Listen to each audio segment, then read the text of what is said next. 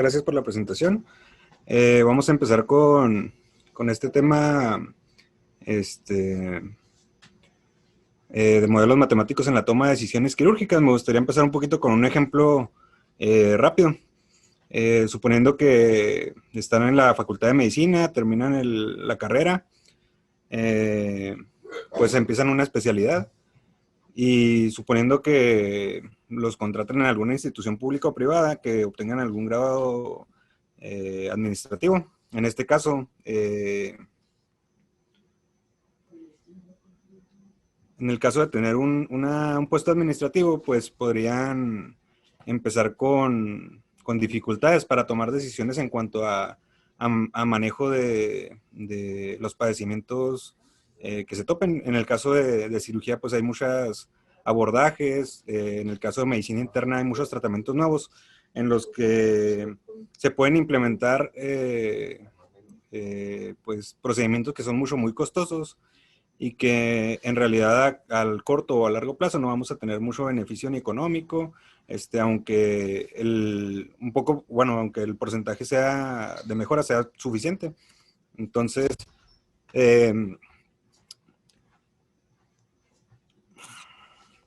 en el caso, por ejemplo, de las colecistectomías, ¿verdad? Que es un padecimiento que es muy frecuente en cirugía general. Es después de la cesárea el segundo procedimiento más frecuente en un estudio que se hizo en el Instituto Mexicano del Seguro Social.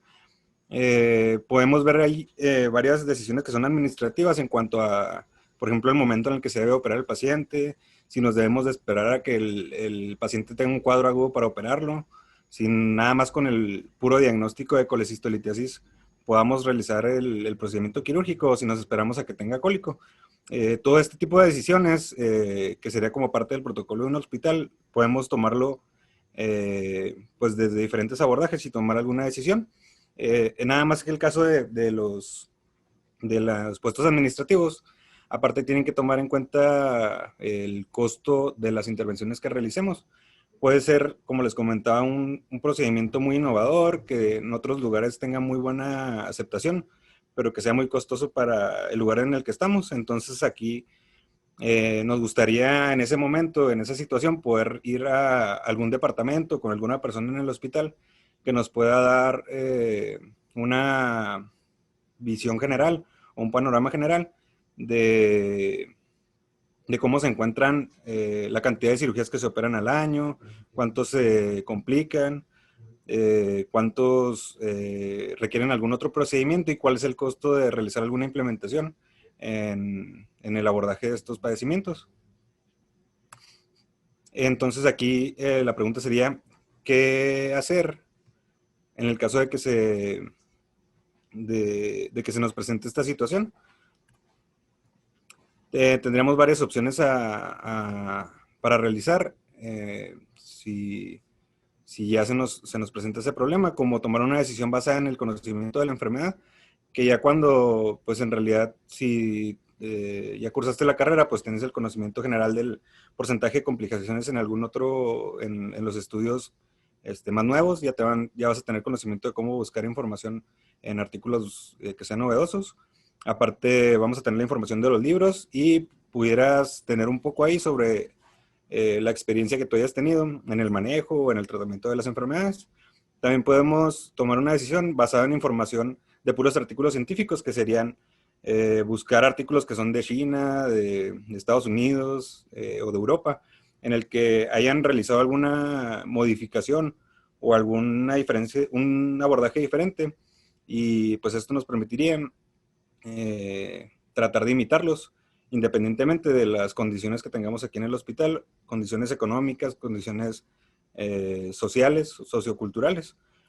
Y la tercera, pues, que es otra herramienta que se podría utilizar, sería realizar una simulación matemática para determinar el impacto de las decisiones. En este caso, se podría utilizar una simulación, algún modelo, bueno, basada en modelos matemáticos, en el caso en el que no se tengan los datos precisos en la unidad o en el hospital en el que se vaya a tomar la decisión. Ya cuando se tiene bien organizada la información en un hospital, que se están tomando los datos continuamente, se pueden realizar gráficas por ejemplo, de accidentes o incidentes durante las cirugías, de complicaciones. Podemos tener, bueno, tenemos muchas más herramientas y tenemos bien establecido el proceso estadístico y pues la toma de decisiones basada en la estadística o en la información de ese lugar. En cuanto a la primera opción, pues sería tomar una decisión basada en el conocimiento de la enfermedad.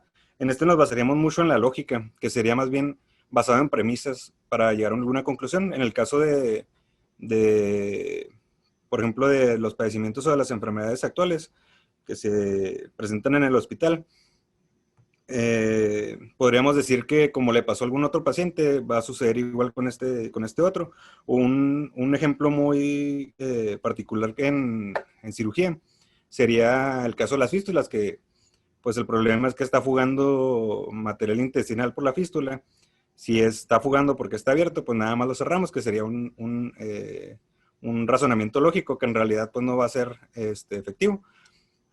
Nos basaremos también mucho en lo que es la fisiopatología, en la experiencia clínica, que en realidad es muy, muy importante, ya que las habilidades que nosotros vamos adquiriendo en el desarrollo de la carrera nos va a permitir ser mejores para ciertos procedimientos, independientemente de si en otros lugares les va mejor con alguna otra técnica nueva, ¿verdad?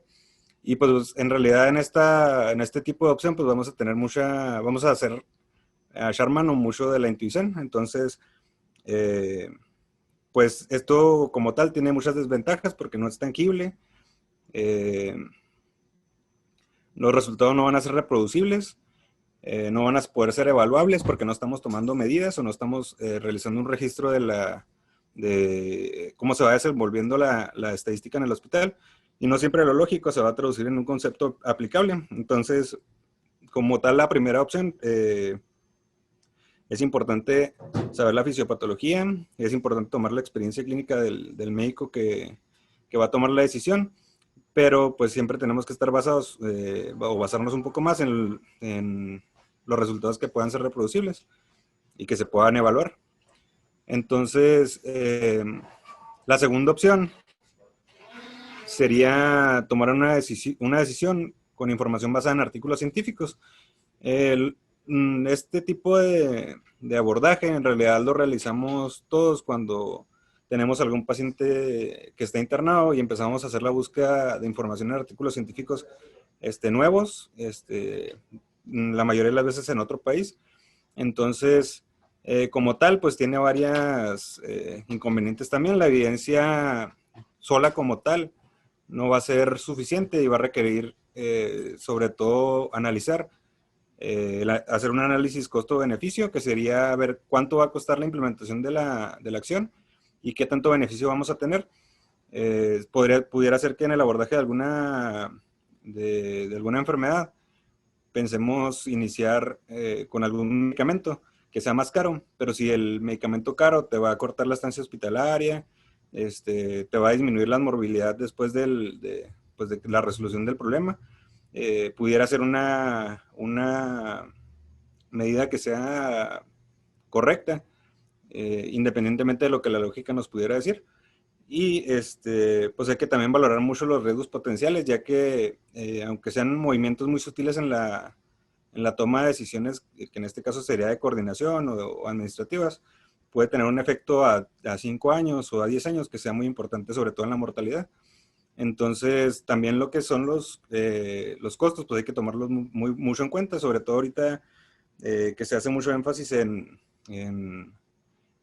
ahorrar, ¿verdad? O que no se tienen suficiente dinero en las unidades hospitalarias, pues hay que tomar mucho en cuenta el costo. Y dificultades que son sobre todo culturales o para la implementación de, pues de ciertas actividades. Por ejemplo, si leemos algún artículo de Europa en el que en el que los médicos hagan ciertas cosas, probablemente aquí no se pueda porque no lo van a aceptar como tal. Y inconvenientes, pues que más bien serían como de adaptación o también relacionadas con el costo de la intervención. En el caso de la tercera opción, pues serían estudios costo-beneficio, costo-efectividad, que sería más bien para brindar un acercamiento a la problemática actual. En este caso, como les comentaba, sería mucho mejor si los hospitales tuvieran estadística eh, bien recolectada, que fuera muy confiable, y en este caso podríamos nosotros ver la cantidad de pacientes que se complican, pacientes que tienen alguna secuela, para nosotros ir haciendo o graficar estos determinantes o estos estimadores eh, que nos, con los que nosotros pudiéramos jugar para disminuir los costos y mejorar el beneficio de las personas. Entonces aquí, sobre todo lo que queremos es poder inferir las consecuencias de una intervención, que sería poder predecirlas o poder anticipar el efecto que va a tener esa intervención. Bueno, en el caso de las herramientas de los modelos matemáticos, con la que estamos un poquito más relacionada es con los modelos de Markov. Markov pues fue un matemático que vivió alrededor de 1850, 1860. Él desarrolló mucho lo que son los temas de la teoría de probabilidades o teoría de números. Si alguna vez han tratado de leer sobre cómo ganar en la ruleta o en los casinos, en realidad se basa mucho en esta persona. Eh, lo que trataba de hacer esta persona con el modelo de Markov es simular una evolución natural o la historia natural de la enfermedad, que sería varios estados de transición que tienen cierta probabilidad de suceder para al final de una simulación o de un ciclo de Markov, se podría decir, que tengas cuántas personas se van a complicar, cuántas personas van a salir sin ninguna complicación, cuántas personas van a fallecer. Entonces, como les comentaba, por ejemplo, en el caso de esta simulación que les estoy enseñando en la presentación, tenemos con lo que sería pues una colecistitis aguda. Se podría realizar una laparoscopía temprana, una laparoscopía que la guardemos un poquito más, ¿verdad? Que pueda ser sintomática o asintomática. Entonces, en el caso de la laparoscopía temprana, tenemos dos opciones, que tenga complicaciones o que no tenga complicaciones.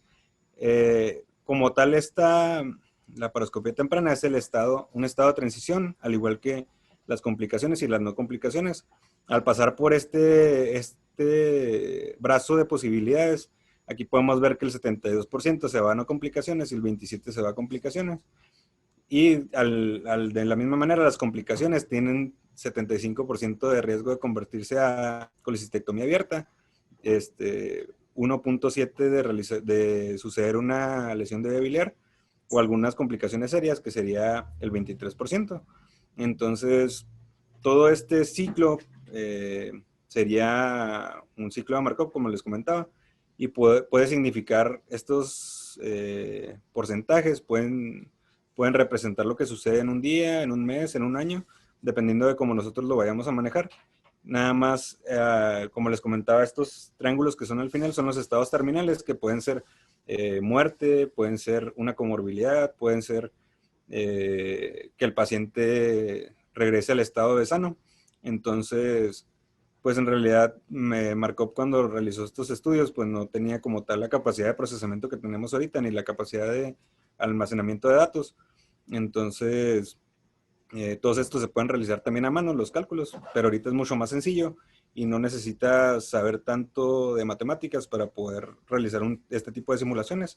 Y en realidad, pues es una herramienta muy importante que pueden utilizar los directivos o que pueden tomar los coordinadores de alguna unidad para poder determinar si en un futuro, en el paso de 5 o 10 años, la mortalidad la puedes disminuir o cuánto te va a costar disminuir la mortalidad para un procedimiento específico.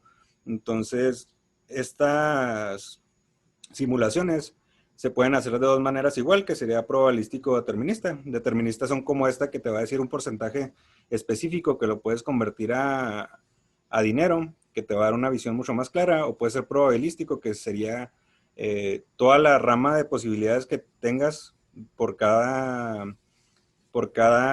ciclo de Markov, por el que lo pasaste. Entonces, es mucho más exacto porque te va a dar todo el probable, el rango de probabilidades para cierto procedimiento. Básicamente lo que podrían obtener de esa simulación sería una gráfica como esta. En este caso, como no tenemos datos de muchos años, pues la variación es muy mínima y el resultado de la simulación te va a dar unas líneas rectas que son, pues serían unos modelos lineales, que estos modelos lineales en el primer año se hicieron, por ejemplo, este modelo se hizo en el Hospital Central. Este sería el estado actual del Hospital Central y su proyección para 10 años. En esto podemos ver que en el 75-25%, probablemente basado también en la literatura, pudieran fallecerse 6 personas en 10 años como consecuencia pues, del procedimiento por sí mismo. También podemos ver a los 10 años cuántas cirugías de urgencia, cuántas cirugías programadas, cuántas complicaciones sencillas, cuántos pacientes requieren alguna derivación, por ejemplo, una hepatoide y una anastomosis como consecuencia de una lesión de vía biliar. Y lo más importante para, pues en este caso, ¿verdad? Sería ver cuánto dinero más cuesta disminuir la mortalidad en estos pacientes. Entonces, si en algún momento tuviéramos la necesidad de realizar de tomar alguna decisión, podríamos proyectarlo a 10 años o proyectarlo a 6 o 3 años, dependiendo de cuánto vaya a durar en el ciclo, para disminuir en esta cantidad de tiempo la mortalidad y ver cuánto va a afectar en la unidad hospitalaria, pues en dinero, ¿verdad? O si lo que quieres es disminuir la mortalidad, independientemente de cuánto vayas a gastar, pues de dónde vas a obtener ese dinero para poder planear mejor en los 5 o en los 10 años que tengas como parámetro, ¿verdad? Entonces, por ejemplo, en este caso se hicieron varias simulaciones con 100% de urgencias de colecistectomías, 30% de urgencias de colecistectomías, 25, 20 y 0% de urgencias. Entonces pueden ver el rango en realidad a 10 años de cuánto se podrían ahorrar en dinero, pero también el cambio en los fallecimientos, ¿verdad? Que va desde 2 hasta 19. Entonces, no es necesario que hagamos un experimento como tal en una unidad hospitalaria para ver cuántos pacientes van a fallecer, sino podemos utilizar los modelos matemáticos para hacer esa proyección a futuro y no tomar una decisión que pudiera afectar pues, a los pacientes. Entonces, bueno, los elementos que tenemos que tomar para la toma de decisiones sería la experiencia clínica individual, que les comentaba que es muy importante porque cada quien tiene sus habilidades que ha ido desarrollando sobre su desarrollo profesional. También información proveniente de protocolos de investigación, que es muy importante para estar al pendiente de qué se está realizando en otros lugares, qué es lo que se está estudiando, y algunos otros centros donde son de concentración, donde pueden obtener información que nos puede funcionar bastante por ejemplo, para este hospital. También las expectativas y deseos del paciente y de su entorno, porque pues muchas veces no se toma tanto en cuenta que también va a ser aceptado por la población de un lugar, cierto protocolo o cierta intervención en las personas, ¿verdad? Probablemente no sea, la solución para ellos sea un catéter o una punción y traer un drenaje ciertos días, pero eso les puede limitar, no se pudiera tener una repercusión en la religión o en su aceptación entre sus compañeros, ¿verdad? O también las condiciones sanitarias que tengan en donde viven, ¿verdad? Entonces, tenemos que también tener en cuenta, bastante en cuenta, las consideraciones logísticas, locales, económicas y éticas, que ya en conjunto todo podemos ahora sí decir que tomamos una decisión basada en evidencia, basada en experiencia clínica, basada en los cambios económicos, las consideraciones locales y socioculturales, y pues sobre todo basándolo en la ética. Entonces, pues sí es muy, muy importante armonizar todos estos componentes para que se dé valor a la experiencia, siempre a la luz de la evidencia y enmascarada enmarcadas las particularidades del paciente y las circunstancias que lo rodean. Entonces, como les comentaba, por ejemplo, en el caso de la simulación que utilicé para modelos matemáticos, el programa se llama Triage. Este programa, como les comentaba, ya no se tienen que aventar toda la teoría de probabilidades ni saber tanto de matemáticas, sino que el programa es un poco más amigable. Pueden introducir los datos, hacen una simulación, como les comentaba, por un día, por un mes, por un año, y estos números que les arrojen les va a permitir, mezclado con su experiencia, mezclado con información científica actual, eh, les va a dar un panorama en el que se pueden basar y lo pueden documentar para, ahora sí, en ese momento, decir que se tomó una decisión contemplando todas esas opciones. Entonces, pues por mí sería todo.